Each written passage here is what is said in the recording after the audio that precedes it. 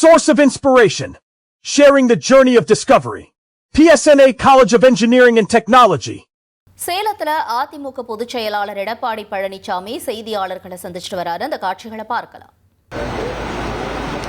புதிதாக கர்நாடகத்திலே முதலமைச்சராக பொறுப்பேற்றுள்ள முதலமைச்சர் அவர்கள் மேகதாதிலே அணை கட்டிய தீர வேண்டும் என்று பத்திரிகையிலும் ஊடகத்திலும் செய்தி வெளியிட்டுள்ளார்கள். இது வன்மையாக கண்டிக்கத்தக்கது. இது குறித்து நான் 31/7/2026 அன்று ஒரு தெளிவான அறிக்கையை நான் வெளியிட்டிருக்கின்றேன். மேகதாது காவிரியின் குறுக்கே மேகதாதில் அணை கட்டப்பட்டு விட்டால் டெல்டா மாவட்டம் பாலைவனமாகிவிடும். தமிழகத்தில் 20 மாவட்டத்திற்கு காவிரி நீர் குடிநீர் ஆதாரமாக விலகிக் கொண்டிருக்கின்றது. இப்படி இருக்கின்ற இந்த சூழ்நிலையில்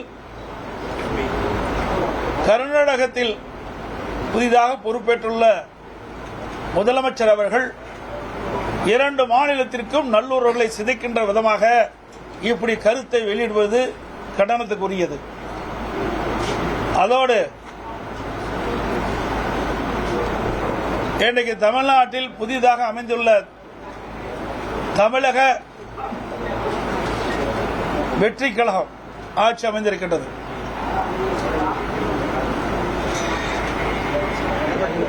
இந்த அரசு மேகதாதில் ஒரு அரசின் தனி தீர்மானத்தை கொண்டு வந்தார்கள். அந்த அரசின் தனி தீர்மானத்தில் சட்டமன்ற உறுப்பினர்களுக்கு வழங்கப்பட்டு அடுத்த நாள் சட்டமன்றம் கூடுகின்ற பொழுது சட்டமன்ற அவையிலும் அந்த அரசின் தனி தீர்மானம் வைக்கப்பட்டிருக்கின்றன. அதை ஒட்டி இன்றைய முதலமைச்சர் திரு ஜோசப் விஜய் அவர்கள் அந்த அரசின் தனி தீர்மானத்தை முன்மொழிந்தார்கள். பிறகு அவருடைய கட்சியினர் வழிமொழிந்தார்கள். விவாதம் விடப்பட்டது. எதிர்வரிசையில் இருக்கின்ற கட்சி தலைவர்கள் அந்த விவாதத்திலே பங்கு பெற்று தன்னுடைய கருத்துக்களை தெரிவித்தோம். எதிர்க்கட்சி தலைவர் திரு உதயநிதி ஸ்டாலின் அவர்கள் பேசுகின்ற பொழுது ஒரு கருத்தை தெரிவித்தார். அந்த கருத்தின் அடிப்படையில் முதலமைச்சர் அவர்கள் தங்களுடைய பதில் உரையில் நடுவர் மன்றம் அமைக்கப்படுவது குறித்து கருத்தை தெரிவித்தார். இது தவறானது. ஏற்கனவே அரசின் தனி தீர்மானத்தில் எது முன்மொழியப்பட்டதோ அதைத்தான் அவர் பதில் உரையிலே தெரிவித்திருக்க வேண்டும். ஒரு திருத்தத்தை மேற்கொள்ள வேண்டும் என்றால் சட்டப்பேரவை விதி 104 கீழ் என்ன திருத்தம் மேற்கொள்ளப்படும் என்று அவை தலைவருடைய அனுமதி பெற்று அவையில் முன்மொழிய வேண்டும். பிறகு விவாதத்துக்கு எடுத்துக் கொள்ளப்பட வேண்டும், ஓட்டெடுப்பட வேண்டும். பிறகுதான் ஏற்கனவே அரசியல் தீர்மானத்தில் சேர்க்கப்பட வேண்டும். இதுதான் 104 சட்டப்பேரவை விதி 104 கீழ் தெரிவிக்கப்படுகிறது. இது குறித்து தான் நாங்கள் நீதிமன்றத்தில் வழக்கு தொடர்ந்திருக்கின்றோம். தற்போது நடுவர் மன்றம் தேவையற்றது. ஏனென்று சொன்னால் ஏற்கனவே 2018ஆம் ஆண்டு உச்சநீதிமன்றத்தில் காவிரி நதிநீர் பிரச்சனை குறித்து ஒரு தெளிவான தீர்ப்பை கொடுக்கப்பட்டு விட்டது. அதோடு பத்திரிகையிலும் ஊடகத்திலும் செய்தியில் வந்து கொண்டிருக்கின்றன. திரு கர்நாடக முதலமைச்சர் அவர்களும் செய்தி வெளியிட்டிருக்கின்றார். 5ஆம் தேதியோ அல்லது 3ஆம் தேதியோ அல்லது 5ஆம் தேதியோ தமிழ்நாட்டுடைய முதலமைச்சர்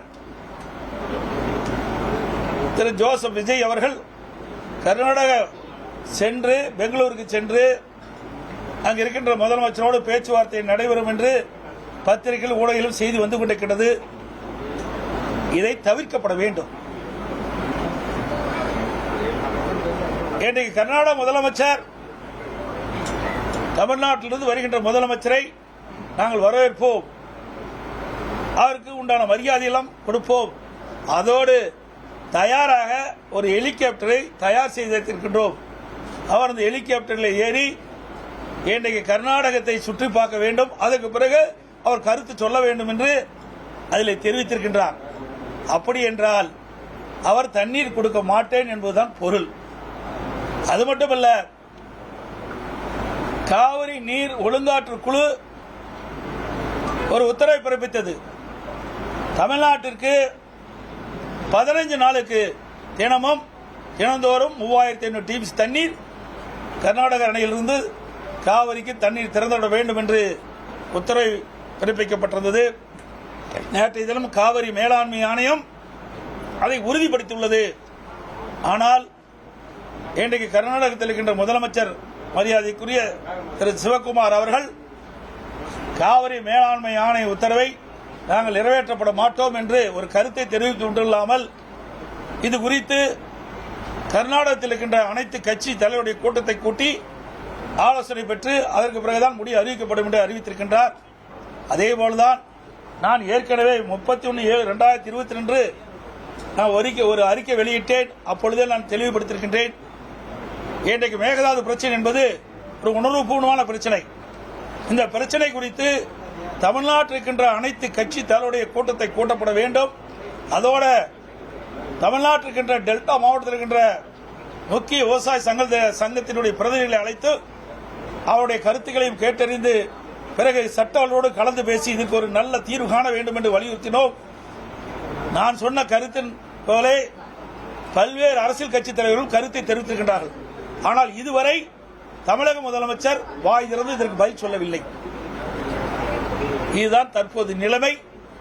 ஆகவே இது உணர்வுபூர்வமான பிரச்சனை. இன்னைக்கு விவசாயியுடைய வாழ்வாதார பிரச்சனை என்பதை இந்த அரசு உணர வேண்டும். அதோடு 2026 சட்டமன்ற பொதுத் தேர்தலின் போது தமிழக வெற்றி கழகத்தின் சார்பாக இன்றைய முதலமைச்சர் அவர்கள் அவருடைய கட்சியினுடைய தேர்தல் அறிக்கையிலே குறிப்பிட்டிருந்தார். தமிழக வெற்றி கழகம் ஆட்சிக்கு வந்தால் விவசாயிகள் வாங்கிய, அதாவது விவசாயிகள் தொடக்க வேளாண் கூட்டுறவு சங்கத்தில் வாங்கிய பயிர்க்கடன், சிறு குறு விவசாயிகள் 5 ஏக்கருக்குள் இருக்கின்ற விவசாயிகளுக்கு அவர் வாங்கிய கடன் முழுவதும் தள்ளுபடி செய்யப்படும். 5 ஏக்கருக்கு மேல் நிலம் வைத்திருக்கின்ற விவசாயிகள் தொடக்க வேளாண் கூட்டுறவு கடன் சங்கத்தில் வாங்கிய பயிர்க்கடன் பாதி அளவு தள்ளுபடி செய்யப்படும் என்ற அறிவிப்பை கொடுத்திருக்கின்றார்கள். அதிமுக பொதுச் செயலாளர் எடப்பாடி பழனிசாமியின் செய்தியாளர் சந்திப்பை பார்த்தோம். Source of inspiration. Sharing the journey of discovery. PSNA College of Engineering and Technology.